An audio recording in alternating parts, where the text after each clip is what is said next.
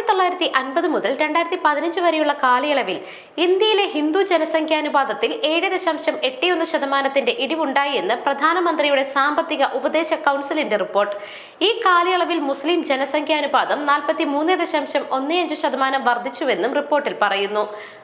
1950 രാജ്യത്തെ ജനസംഖ്യയുടെ 84.68% ഹിന്ദുക്കൾ.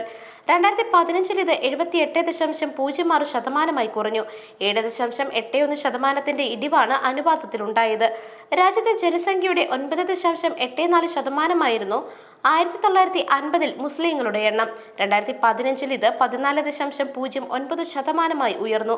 അനുപാതത്തിലെ വർധനവ് 43.15%. തെക്കൻ ഏഷ്യയിൽ മ്യാൻമറിന് ശേഷം ഭൂരിപക്ഷ സമുദായത്തിന്റെ അനുപാതത്തിൽ കൂടുതൽ ഇടിവുണ്ടായത് ഇന്ത്യയിലാണെന്നാണ് റിപ്പോർട്ടിൽ പറയുന്നത്. പ്രധാനമന്ത്രിയുടെ സാമ്പത്തിക ഉപദേശക സമിതി അംഗങ്ങളായ ഷമിക രവി, അപൂർവ കുമാർ മിശ്ര, അബ്രഹാം ജോസ് എന്നിവർ ചേർന്നാണ് റിപ്പോർട്ട് തയ്യാറാക്കിയത്. ബംഗ്ലാദേശ്, പാകിസ്ഥാൻ, ശ്രീലങ്ക, ഭൂട്ടാൻ, അഫ്ഗാനിസ്ഥാൻ തുടങ്ങിയ രാജ്യങ്ങളിൽ ന്യൂനപക്ഷങ്ങളുടെ എണ്ണം ആശങ്കപ്പെടുത്തും വണ്ണം കുറഞ്ഞപ്പോൾ ഇന്ത്യയിൽ മറിച്ചാണ് സംഭവിക്കുന്നത് എന്നാണ് റിപ്പോർട്ടിൽ ചൂണ്ടിക്കാണിക്കുന്നത്.